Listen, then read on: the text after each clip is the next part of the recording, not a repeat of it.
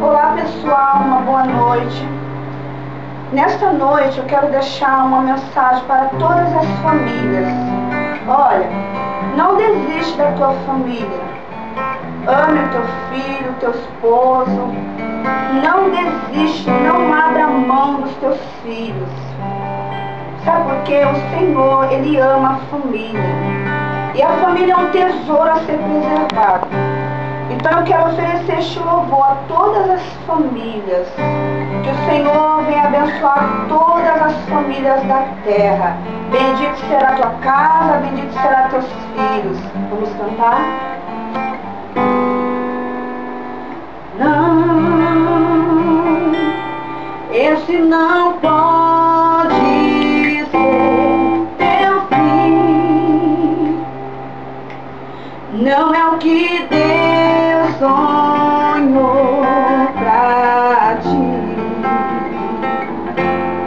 Não podes aceitar. Vem, tua família se acabar, tua esperança se apagar, tua fé esmorecer. Sei que é difícil crer que sim, se tudo em volta diz que não, e a angústia te faz esquecer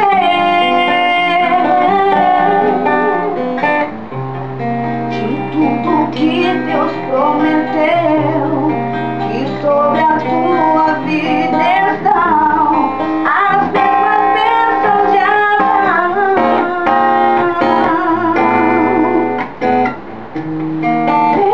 Bendita será tua casa,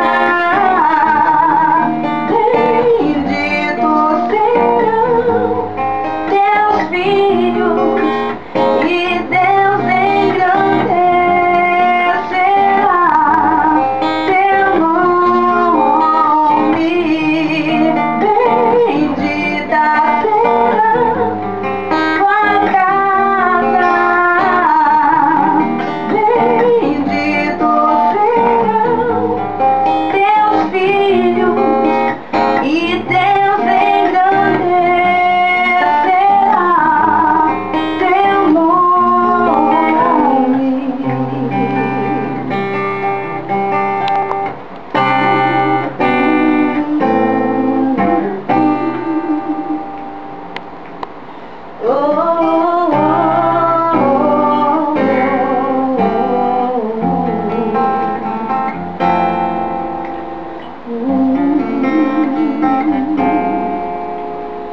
Não, esse não pode ser teu fim.